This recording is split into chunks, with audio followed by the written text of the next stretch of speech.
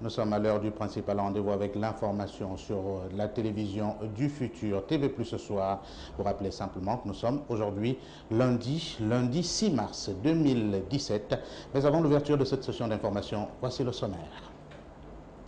Les pénuries d'eau dans la capitale gabonaise. On en parle de plus en plus et dans plusieurs quartiers de Libreville. Les autorités qui, à l'évidence, observent une indifférence et qui ne dit pas son nom. Les populations, elles, font le tour des quartiers pour pouvoir s'approvisionner en eau potable. Nous serons dans le 2e arrondissement de Libreville et pour en parler dans ce journal. À 40 km de la capitale gabonaise, ils sont du 3e âge. Ces pères et mères de famille qui attendent leur pension devant l'agence de la Poste Banque située dans la ville d'Untoum. Pas de commodité pouvant leur permettre d'être à leur aise. Nous en parlerons également et vous écouterez leur coup de gueule dans ce TV Plus ce soir. Les commerçants du 6e arrondissement de Libreville, particulièrement dans la zone dite dragage, qui exercent dans la poussière. Des questions de santé publique se posent évidemment avec ces produits qui ne sont pas forcément protégés et qui sont à la vente. Vous écouterez les récriminations de ces commerçantes également dans cette édition d'information et l'exploitation d'une carrière de gravier dans la ville d'Oyem, chef de la province du Haut-Luntem, fait désormais polémique après plusieurs décennies d'exploitation. Les populations habitant dans le village où se situe cette carrière se prononceront dans cette édition d'information. Ces populations qui réclament évidemment que les choses soient faites pour leur bonheur.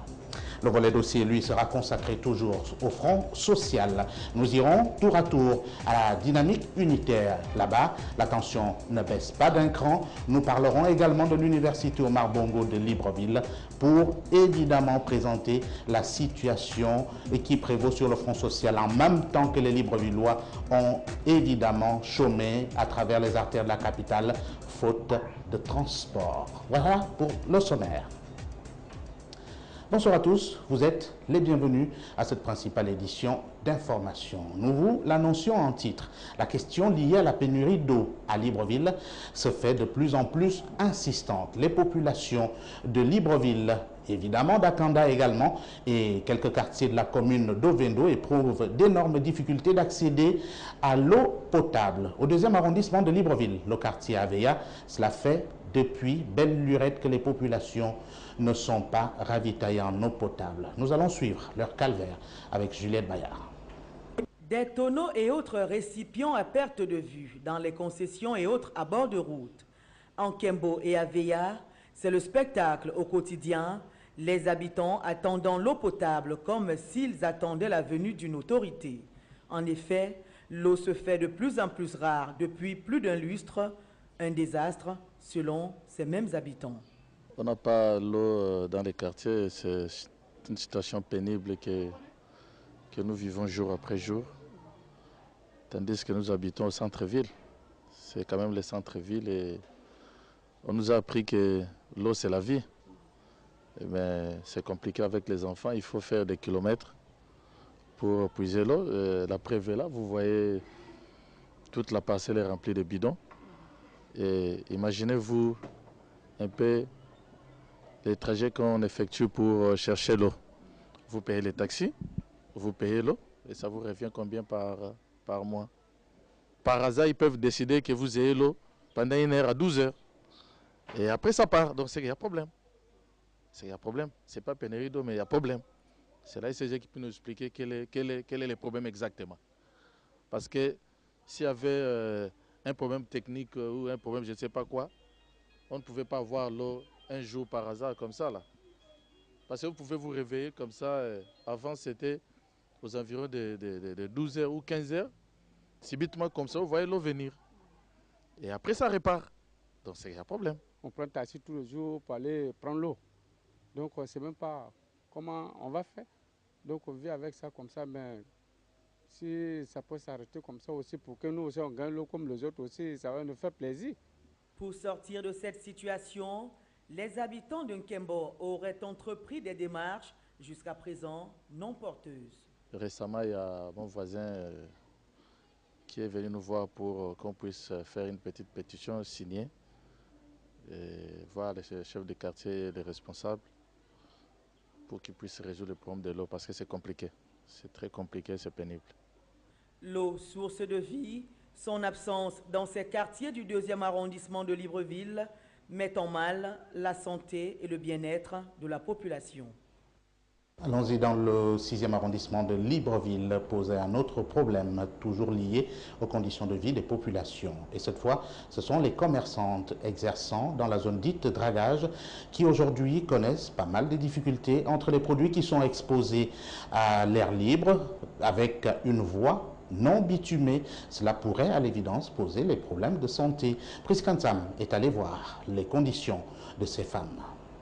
Nous sommes à Dragage, dans le 6e arrondissement de la capitale gabonaise, où les commerçants et les transports suburbains sont obligés de partager le même espace public, aussi restreint soit-il. Installés de part et d'autre le long de la chaussée, que ce soit en saison sèche ou de pluie, les commerçants du quartier Dragage manquent cruellement de sécurité et de confort, ayant pour seul abri leur parasol. Pourtant, ces dernières, comme celles qui exercent ailleurs, paient des taxes municipales versées à la mairie du dit arrondissement. Impuissantes face à cette situation, ces dernières ne peuvent que dénoncer les faits. Ça ne nous arrange pas parce qu'on souffre sur le soleil, sur la pluie. Quand il y a la pluie, tu vois tout ça là, ça quitte, ça tombe partout, partout. Donc on veut qu'on nous construise une marché ici là, qu'on vend bien, quand il y a la pluie, on ne se mouille pas. Ça fait 10 ans que je suis dans ce petit marché-là. Avant qu'on fait le faux goudron là, ici là, quand il pleut, vraiment, on ne pouvait pas mettre le pied. Maintenant là, nous on veut maintenant que comme il y a l'émergence, qu'on nous fait un petit marché à Dragage. Pas non loin de Dragage, à Dragage.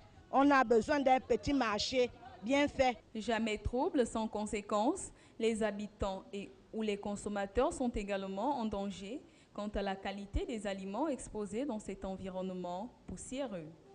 Comme on peut le voir ici, sur les murs des magasins et les étals des aliments, le dépôt de poussière se fait important. De la poussière qui pourrait facilement entraîner des bactéries nocives ou extrêmement dangereuses pour l'organisme. Toutefois, les consommateurs disent ne pas avoir le choix. On va faire comment? On est obligé? Est-ce que je peux aller faire les courses en bolo? Je ne peux pas, je suis obligé de faire les courses ici. Si l'État ne peut pas arranger, c'est pour couper les enseignants l'argent qui sont forts. On fait comment? On va tous mourir? Comment on va tuer les Gabonais? On fait comment? On meurt seulement là au marché une bonne fois? Nous n'avions pas des moyens assez où nous pouvions aller dans des grands magasins. On est obligé de faire avec nos mamans dans la zone. Une situation malheureusement décriée à plusieurs endroits de la capitale, à l'exemple du rond-point PK12, marché à Winje côté école, Dragage, bref, la liste n'est pas exhaustive. Déjà en mauvais état, ces marchés à ciel ouvert véhiculent également plusieurs maladies. L'information, c'est également à l'intérieur du pays. Commençons par la ville de Koulamoutou, chef-lieu de la province de Logoué, Lolo, pour parler de cette route qui relie la ville à la gare ferroviaire de la localité dont les travaux avaient été entamés, subitement interrompus. Nos reporters ont bien voulu savoir qu'est-ce qui a poussé à l'arrêt de ces travaux. Juliette Bayard est notre correspondant régional. Le tronçon routier qui part de l'Astourville pour la gare ferroviaire de la même ville, long de 6 km, toujours inachevé, alors que sa livraison est attendue depuis plusieurs mois. Des travaux auraient été arrêtés pour des raisons inavouées, mais les employés à pied d'œuvre, tout comme leurs responsables, essaient tout de même de rassurer. Nous étions en arrêt sur les travaux, mais nous reprenons les travaux pour faire la finition. Donc actuellement, nous sommes en train de faire le réglage en 0,25. Après le réglage, nous sommes en train de prégner. Après une imprégnation, ce serait les enrobés. Sur les enrobés, la chaussée définitive sur 7 mètres. Et les épaisseurs des enrobés, c'est 5 cm. 5 cm d'enrobé.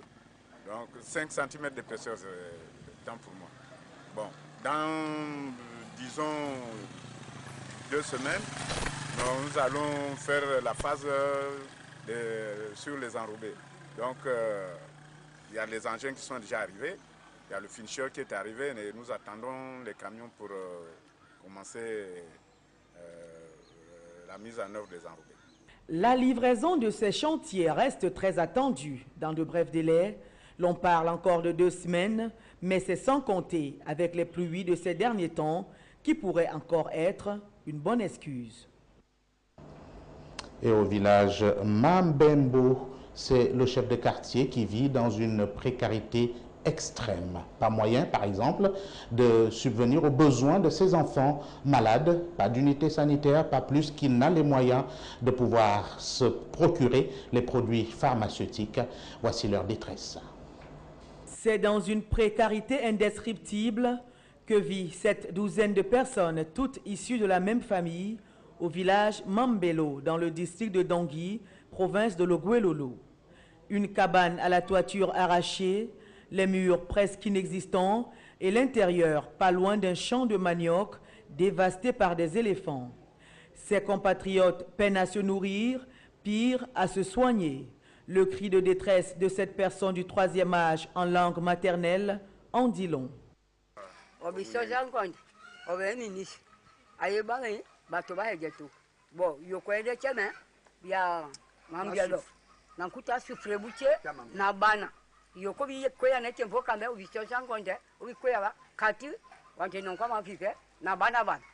Misère insoutenable, l'on peut imaginer la douleur de cette mère de famille dont les enfants et petits-enfants s'éteignent au quotidien.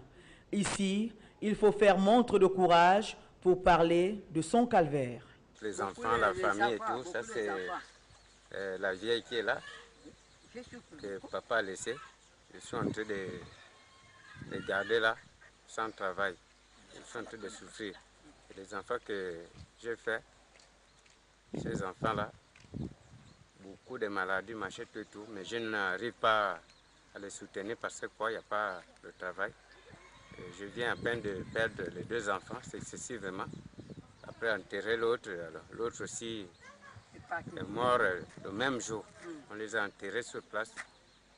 C'est la raison pour laquelle je suis en train de souffrir. Il n'y a pas le travail.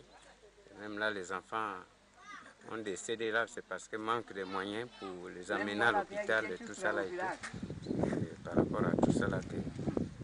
Voilà le seuil de pauvreté atteint au Gabon, pays pourtant riche, mais à la population pauvre. Et voilà pour le cas de cette famille qui n'est pas l'unique dans le pays. Le pays en compte des dizaines, sinon des centaines de milliers à travers le territoire national. De la province de Logouelolo, rendons-nous dans la province du Wollentem pour parler du quartier Ndom, dans le 2e arrondissement de la ville d'Oyem. Là-bas se trouve une carrière de gravier dont l'exploitation a démarré depuis des décennies et les populations qui se plaignent de n'avoir jamais bénéficié de cette situation. Joël Franck Nkoulou et notre correspondant régional font le point dans ce reportage. Qui exploite réellement le rocher du village Ndom, bourgade située dans le 2e arrondissement de la commune d'Oyem?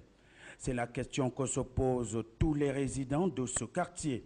À y regarder de très près, on se rend compte à l'entrée du site que c'est bien la société à responsabilité limitée Ferreira Gabon appartenant à des Portugais qui auraient pris position du rocher d'Ndom pour l'exploiter dans une durée de 90 ans, nous dira-t-on.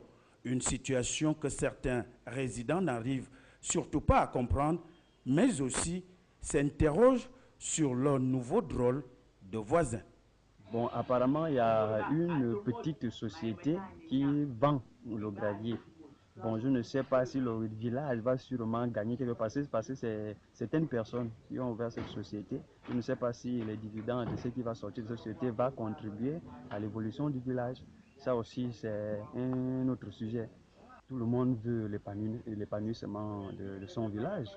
Apparemment, ils ont commencé à arranger les routes. La route est déjà un peu bonne parce qu'ils ont mis la latérite, ça c'est un fait. Maintenant, ça circule, mais on ne sait pas s'ils vont continuer à l'améliorer, mettre le goudron, on ne sait pas. Parce qu'ils ont dit qu'ils sont là jusqu'à 90 ans.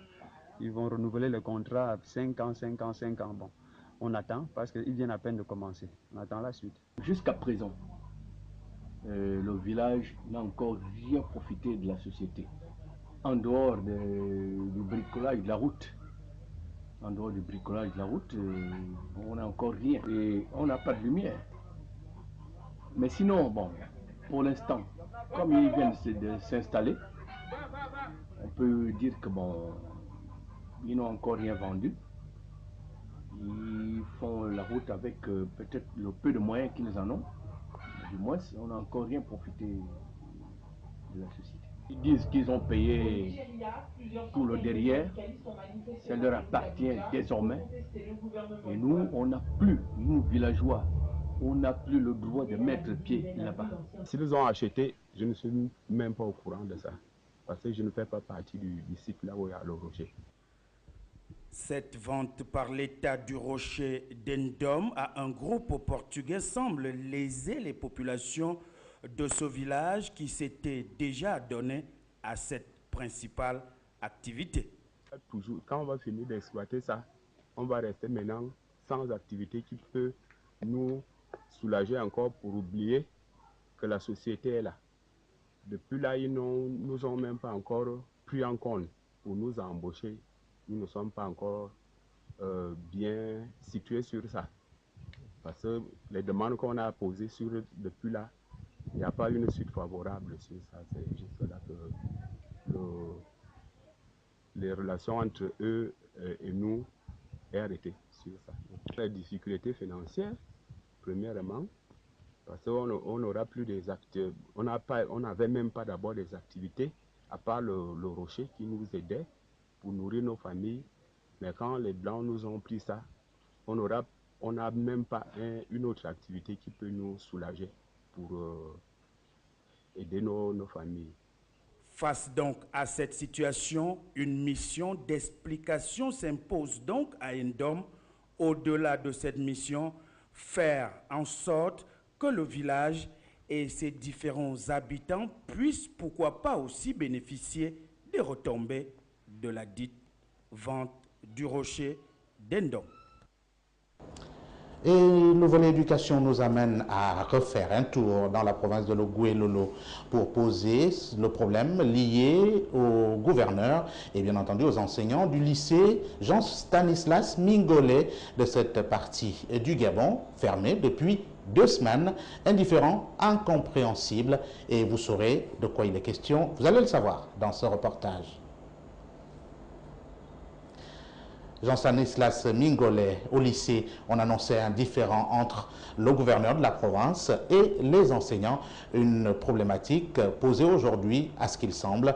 Les enseignants ne seraient pas d'accord avec la façon de faire du gouverneur de la province. Nous y reviendrons au cours de nos prochaines éditions d'information. Tout de suite, pour parler de l'éducation, toujours avec la localité d'Untoum. Nous allons poser le problème cette fois de l'école publique d'Untoum 1, qui est en totale dégradation, et dégradation également annoncée depuis belle lurette et qui ne fait pas du moins réagir la tutelle qui semble avoir fermé les yeux sur évidemment les écoles ou les établissements de l'intérieur du pays dont la dégradation est sans cesse constatée par les autorités et même les principaux acteurs, notamment les élèves et les enseignants. Et nous restons en Untoum également pour parler de ce cas. Un cas de manque de commodité à la Poste-Banque, l'agence de la Poste-Banque dans cette partie de la province de l'Estuaire. Ce sont des gens âgés, bien sûr, bien plus âgés, et qui, en attente de leur pension, éprouvent d'énormes difficultés pour être à leur aise. Voici le reportage. Debout, dehors. Nous, le 3e, là, on peut faire quoi maintenant? Donc, quelqu'un qui tombe, il y a beaucoup de gens qui tombent même ici. Sous le soleil, sous la pluie. Ces plaintes, ce sont celles d'une personne du 3e âge, un retraité, abusés par les responsables de la Post-Banque d'Ntoum, alors que ces derniers veulent récupérer leur pension.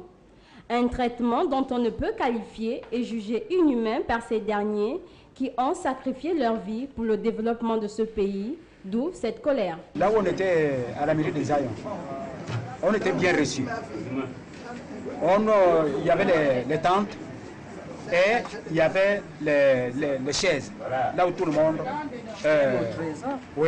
là où tout le monde était bien reçu. Ici, en Toum, là, on est très mal reçu. Pour le troisième âge, comme nous autres là, on est très mal reçu. Il n'y a pas de tente, il n'y a pas de place pour s'asseoir. Il faudrait bien que le troisième âge, comme nous restons debout pour prendre nos miettes là. Je vais venir souffrir ici pour 30 000, 40 000. Pendant 2 mois, 3 mois, je gagne que 40 000. En attendant, elles qui sont dans les bureaux, ils ont des millions de francs, des milliards de francs, l'argent pour nous. Moi qui ai souffert de travailler avec le Murumbu, à l'époque avec le Murumbu, je ne gagne pas plus que eux. Une situation qui devrait interpeller et toucher la sensibilité des responsables de cette banque de la commune de Ntoum, qui, au regard du traitement affligé à ces personnes qui leur ont donné la vie, restent indifférents.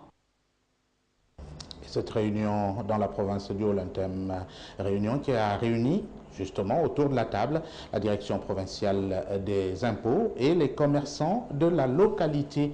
De quoi était-il question? Le point avec Virginie Manga et notre correspondant régional. Suite aux nombreuses plaintes des opérateurs économiques et des commerçants sur la facturation de l'impôt et autres taxes exigées, une réunion d'information a été initiée avec les responsables de la direction provinciale des impôts à la mairie d'Oyem, occasion pour ces commerçants et commerçantes qui craignent de fermer leur commerce, d'exprimer leur mécontentement. Quand vous avez listé les différents impôts, le commerçant n'a pas besoin de savoir tout ce que vous énumérez, impôt sur. Le commerçant veut savoir ce qu'il vous donne et vous-même vous répartissez comme vous voulez dans vos comptes, enfin, bref. Et d'autre part, je vous dis, descendez sur le terrain. Nous souffrons actuellement. Vous pouvez venir vous trouver mon grand bas, mais je n'ai plus rien. Il n'y a plus de recettes. Les choses qu'on voyait avant, tu regardes, tu dis oui, quand je fais les impôts, mais si on continue, vous allez voir beaucoup vont dire, moi je préfère fermer que de payer les impôts alors que moi-même je n'ai rien dans la poche. Ma question est la suivante. Je voudrais savoir le montant de 150 000 francs que vous avez donné pour les opérateurs, ceux qui vont l'agriculture. C'est mensuellement ou par trimestre ou bien par an. Soucieux de régulariser la gestion de ce secteur d'activité et de simplifier les démarches, une loi favorisant le versement d'un unique impôt leur a été proposée. Ça essaie donc de présenter une avancée majeure en matière de fiscalité, de paiement d'impôts. Comme on a la coutume de dire, trop d'impôts tue l'impôt.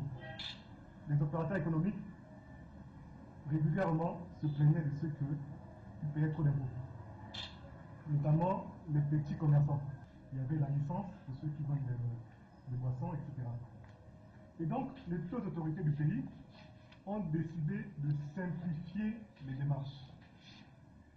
C'est ainsi que le législateur a mis en place un impôt unique pour les petits commerçants, qui est l'impôt synthétique libératoire.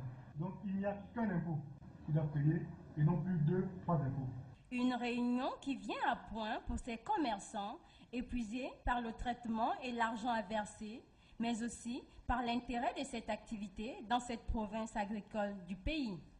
Il ne serait pas exclu donc que les commerçants, évidemment, mettent la clé sous le paillasson, faute de pouvoir payer les impôts qui leur sont désormais imposés par la Direction générale des impôts dans sa quête des niches financières pour se sauver de la crise que traverse le Gabon, une crise financière, bien sûr.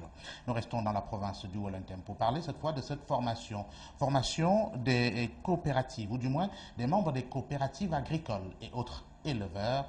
Une formation qui évidemment vise à leur apporter un peu plus de rudiments dans l'exercice de leur activité. Le reportage est signé Juliette Bayard et notre correspondant dans la province du Wellington. Les bases et règles de fonctionnement de la vie associative et coopérative. Thème sous lequel une formation à l'endroit des éleveurs des provinces du Haut-Ogooué et du Wellington a récemment eu lieu dans le cadre, bien sûr, d'un appui à la promotion du petit élevage pour un meilleur accès à l'aliment pour animaux. Initié par le ministère de l'Agriculture et le bureau sous-régional du FAO pour l'Afrique centrale, cette formation était plus que nécessaire. Notre mission à OIM consiste à former les éleveurs gabonais sur la vie en coopérative. Nous avons remarqué, lorsque nous avons commencé le projet sur la fabrication de l'aliment pour animaux, que les principaux acteurs que nous avons ne savent pas ce qu'il faut faire pour faire fonctionner leur coopérative. C'est en ce moment-là que nous avons décidé, en collaboration avec la FAO, de les former. Et la FAO a, de ce fait, recruté un consultant international qui nous accompagne aujourd'hui pour former les éleveurs, les coopératives d'éleveurs qui existent déjà, sur les définitions, ce qu'on appelle une coopérative, les principes, les valeurs de la coopérative, comment fonctionne une coopérative et comment la gérer. Ce qu'il fallait retenir à l'issue de cette formation, selon les experts. Donc, nous avons fait une formation qui a porté sur, d'abord, pourquoi se travailler en groupe et sur l'identité coopérative. Donc, qu'est-ce que c'est que la coopérative? Qu'est-ce qui particularise la coopérative? Quels sont les types de coopératives qu'on peut avoir et quel est le processus qu'on peut suivre pour créer une coopérative? Nous avons donc fait une formation qui a porté sur ces différents éléments. Le bien fondé d'être réunis en coopérative n'est plus un secret pour ces éleveurs qui ont dit désormais faire bon usage des enseignements reçus. Et la page dossier de ce TV+ ce soir consacrée une fois de plus aux tensions sur le front social avec la Dynamique Unitaire, le groupement syndical Dynamique Unitaire qui a organisé une énième assemblée générale à son siège 6 à Wenje dans le 4e arrondissement de Libreville. Des questions et d'autres qui ont été à l'ordre du jour, mais avec une mention spéciale sur la radicalisation du mouvement. Juliette Bayard. Assemblée générale ordinaire de Dynamique Unitaire, il était impératif de faire le point des recommandations avec la base. La CONACYCED, dans les échanges, a occupé une place de choix. Certains enseignants, versant dans une sorte de désinvolture, ont été rappelés à la vigilance. Notre message est celui de la vigilance, mais en même temps aussi celui de vraiment la désolation quand on entend nos gouvernants parler. C'est-à-dire utiliser toujours la manière forte pour ramener les enseignants dans les salles de classe. Notre message s'adresse également aux parents d'élèves et aux élèves. Parce que nous aurons 3 catégories d'enseignants. Nous aurons la première catégorie d'enseignants, ce sont pour la plupart des expatriés, contraints d'aller dans les salles de classe. La deuxième catégorie, c'est ce qu'on appelle pour signer les fiches sous la contrainte du salaire. Et la troisième catégorie, c'est ceux qui ne signeront pas cette fiche, quoi qu'il arrive. Alors, est-ce que nous voulons d'une école à plusieurs vitesses au Gabon? Est-ce que nous voulons une école véritable dans notre pays, oui ou non? C'est la raison pour laquelle nous invitons tous les travailleurs, d'une manière générale, à être solidaires, parce que le combat de la dynamique unitaire va au-delà. Avec preuve à l'appui, notamment son bulletin blanc présentant un net à payer de 150 000 francs relatif à sa prime de logement, un membre de la CONACYCED, lui Patrick Mombo pour ne pas le citer, comme beaucoup d'autres, est frappé par la mesure impopulaire du gouvernement. Pourtant, ces syndiqués continuent d'appeler à la détermination en refusant de s'emprisonner par la signature de fiches spéciales de présence au poste. Nos assemblées générales, justement, ont pour objectif de sensibiliser tout le monde, y compris à l'intérieur, pour demander à ceux-là de ne pas signer ces fiches. Parce que celui qui cherche à sauver son salaire il le perdra. Mais celui qui perdra son salaire pour le combat que nous menons, il le sauvera. Ces enseignants, membres de la dynamique unitaire et autres agents de l'État ont donc été appelés à rester fermes dans leur position. Et à l'université Omar Bongo, ce n'est guère la sérénité. Des perturbations ont été observables une fois de plus ce matin au sein de cette institution. Virginie Manga nous en parle. 8 jours après l'expression de la colère des étudiants de l'université Omar Bongo, aucune issue ni piste de solution ne se dessine au regard du va-et-vient des étudiants au portail ou à l'arrêt de taxi. Pourquoi ce statu quo alors que ces derniers réclament ce qui leur revient de droit, le restaurant universitaire, le campus et la situation des étudiants inscrits l'an dernier dans les écoles supérieures privées? Que comprendre du silence des responsables de cette université et de la tutelle? Un immobilisme qui entraîne chaque jour un peu plus à la détérioration de cette université, à l'exemple de ce feu allumé ce matin par les étudiants qui, faute d'une oreille attentive, usent des stratégies peu orthodoxes pour faire réagir, et ne sachant à quel sens se vouer, puisque l'armée garde les locaux. L'accès à l'université est ainsi obstrué, aucune voiture ne rentre ni ne sort. Pas de cours non plus, alors que cette année académique 2016-2017 vient d'être entamée. Un état de fait qui laisse sans voix l'opinion nationale et internationale, puisque cette crise date de plusieurs années. En ce 21e millénaire, peut-on parler de l'université Omar Bongo comme une université de renom et que dire de ses diplômes? Une situation qui remet au goût du jour le problème de gestion et de priorité, car après le sacrifice des élèves des établissements primaires et secondaires du pays, c'est l'avenir des étudiants gabonais qui sera ici sacrifié. Et on a pu l'observer ce matin également à Libreville, dans le secteur transport. C'est une grève qui a également été lancée par les syndicats de ce secteur d'activité. Eh bien, ils étaient des dizaines ou des centaines de Librevillois à avoir attendu de longues heures quand ils n'ont pas pu tout simplement battre du bitume. Virginie Manga. Quand certains doivent faire des propositions de 300 à plus selon les destinations, d'autres, par contre, ont attendu durant plusieurs heures lorsqu'ils ne marchaient pas. Une difficulté due au mouvement d'humeur observé ce matin par les transporteurs suburbains, d'où des retards à l'école, au travail et même au marché. J'ai constaté comme tout le monde qu'il y a pénurie de taxis et ceux qui handicapent énormément ceux qui doivent aller à leurs occupations. J'habite au 22, j'ai bien pris le taxi. Certains condisciples de la 6e dans mon CS, ils sont arrivés en retard et ils se sont justifiés qu'il n'y a pas de taxi. On se débrouille, on prend les clandos et il y a aussi le service minimum. On mise. Si tu ne mises pas, tu ne peux pas arriver chez toi. Regardez d'abord comment nous sommes ici. On est là en train de galérer parce qu'on n'arrive pas à miser. D'ici jusqu'au beau séjour, 300, 400. Une pénurie de taxis qui ne surprend plus certains Librevillois au regard des effets collatéraux qu'occasionne la crise post-électorale d'août dernier, mais également le risque de voir le prix du taxi augmenter. Tous les secteurs sont presque paralysés, pour ne pas se cacher le visage. Donc aujourd'hui également, nous avons fait le même constat. Et depuis, je crois, la semaine dernière, il y a eu un même problème d'abord de carburant. Et jusqu'aujourd'hui, ça a tendance à aller s'améliorer, mais seulement le problème des taxis, c'est vraiment passé. Et j'ai bien peur qu'à la longue, le prix du taxi va encore augmenter. Ça, j'ai vraiment très peur. Face à toutes ces difficultés que doivent désormais affronter les Librevillois et partant ceux des autres provinces, c'est le tissu social qui se désagrège chaque jour un peu plus. Le 6 mars de chaque année qui est consacré évidemment à la célébration de la journée internationale de la radio et de la télévision en faveur des enfants. Juliette Bayard a tenté de comprendre ce qui est réservé aux enfants en termes de programmes de radio ou de télévision. Journée internationale de la radio et de la télévision en faveur des enfants. Dans bon nombre de pays d'Amérique et d'Europe, les enfants sont à l'honneur à la télévision et à la radio par la participation aux programmes qui leur sont dédiés.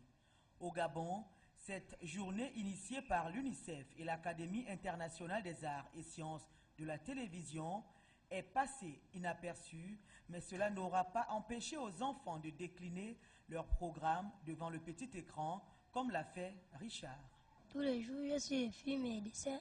Je commence d'abord le matin, après j'ai fini le soir. Ensuite d'abord le film que maman suit tous les jours là, la série, Daniela avec Maria. Quand maman finit de suivre son film, je suis aussi mon dessin. Les mères de famille, très souvent accrochées à leurs programmes télévisés, composés essentiellement de séries télévisées pour la plupart, disent avoir une tranche horaire réservée à leur progéniture. Après manger, l'après-midi, elle se repose et elle a 2 heures de cours de rattrapage de 17h à 18h, de 18h à 19h. Donc quand elle finit ses cours, je lui laisse 1 heure de temps pour la télé. Elle aime bien Disney Channel, puis oui, TJ, les chaînes des enfants de son âge. Ben, c'est sans plus. Et puis les documentaires. Comme elle est passionnée de l'électricité, l'électronique, elle regarde tout le temps les documentaires. Je ne suis pas très télé, non plus série. Je passe beaucoup de temps à l'extérieur. Donc si je regardais la série, je ne sais pas trop si je devais lui laisser du temps. Bon, comme certaines mamans, je ne pense pas que je leur ai laissé un peu de temps pour regarder ces chaînes. Mais comme ce n'est pas le cas chez moi, je les laisse toute la télé à elle-même seule, pour 1 heure de temps seulement. Les petits Gabonais paieraient cher à assister ou participer à la confection d'un journal télévisé, mais se demanderaient bien comment y arriver. Tournée républicaine de Jomping. Il était également le week-end dans la ville du Grand Blanc, chef-lieu de la province du Moyen-Ogooué, Lambaréné et bien sûr, Joël Franck Koulou pour le point. Le Moyen-Ogooué, dans son entièreté, a exprimé sa ferme volonté de changement le 27 août 2016. Son choix s'est porté sur votre personne. Nous espérions ainsi rompre avec la gabégie, l'amateurisme, la dictature, l'insécurité, le grand banditisme et la honte. À 2 crises majeures, la crise du marché du travail qui a pour corollaire le chômage des jeunes et la crise du système éducatif. S'agissant du chômage, les jeunes qui ne savent plus à quel point se vouer se laissent gagner par le vice et l'oisiveté. Ainsi, la jeunesse se livre à des pratiques blâmables telles que l'alcoolisme, la drogue et la prostitution. Alors, dans un tel contexte délétère, la jeunesse devient la proie facile de l'exécution des basses besognes telles que le braquage et les crimes rituels. Excellence, Monsieur le Président de la République, le même constat alarmant n'épargne pas davantage le système éducatif à travers ces 3 articulations qui sont le primaire, le secondaire et l'enseignement supérieur, avec la sempiternelle crise qui secoue l'université gabonaise. Les jeunes ne demandent pas le ciel à leurs dirigeants, ils demandent juste d'être scolarisés dans de bonnes conditions. En effet, ce n'est pas un secret pour personne ici. L'école gabonaise est chancelante. Pire, cette année, l'école n'a réellement pas encore commencé. Ce qui fait planer le spectre de l'année blanche au détriment de la jeunesse. Et la radiation de près d'1 millier de nos enseignants consacre irrémédiablement la gravité de cette situation. Excellence, Monsieur le Président de la République, la jeunesse gabonaise doit-elle aussi être sacrifiée par le pouvoir émergent, étant donné que le sang de la jeunesse a coulé des protestations post-électorales, que rien n'a été fait pour que ce sang soit réparé jusqu'à aujourd'hui, Monsieur le Président. Et Jomping, évidemment, qui répondait aux populations venues nombreuses l'accueillir. Nous l'écoutons. Compatriotes, la tournée républicaine que nous effectuons à la demande unanime de tous les Gabonais a été décidée en accord avec tous les membres de la coalition pour la nouvelle République. Elle vise un objet principal, renforcer la mobilisation et l'unité nationale pour l'accession effective au pouvoir par le président élu par les Gabonais.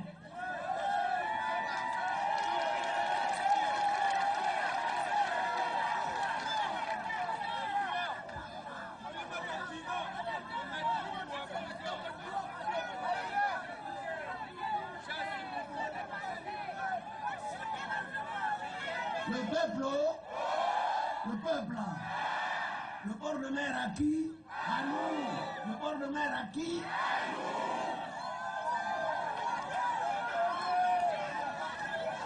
Avant de continuer, il est important que je revienne sur la crise électorale que traverse actuellement notre pays et que je partage avec vous les voies et moyens permettant d'entrer en possession de ce qui nous a été volé, la victoire du peuple souverain. Car à l'issue de la campagne pour l'élection présidentielle du 27 août 2016, les Gabonais, comme il a été souligné ici, ont massivement voté pour une alternance au pouvoir afin de mettre un terme à un régime qui, jour après jour, désorganise notre État et notre société et enfonce toujours plus le pays dans l'abîme. Les Gabonais ont voté pour un président de la République qui incarne l'alternance démocratique et qui est porteur d'une vision, celle de mettre le Gabon à l'abri de la peur et à l'abri du besoin. Jamais les Gabonais n'ont vécu aussi longtemps sous un régime de terreur et dans une crise généralisée depuis le coup d'État militaro-électoral de 2009. Les Gabonais sont plus que par le passé dans le besoin. Ça a été souligné notamment par les jeunes, mais aussi par tous les autres intervenants. Besoin d'emploi, besoin d'éducation, besoin de santé sur notre avenir et l'avenir de nos enfants. Par vos votes, vous avez décidé de mettre fin à cette situation. Et je suis le président de la République que vous avez choisi pour accomplir cette mission.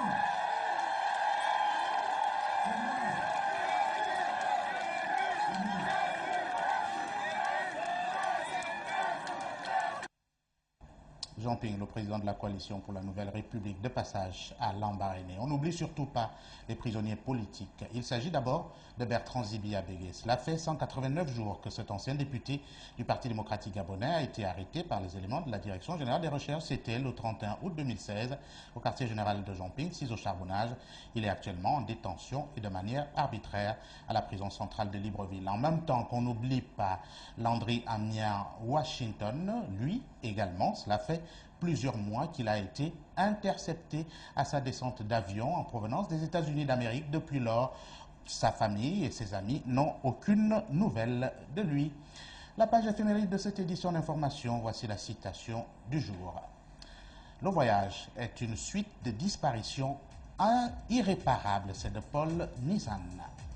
Le proverbe du jour, il n'y a pas de bonne fête sans lendemain, forcément.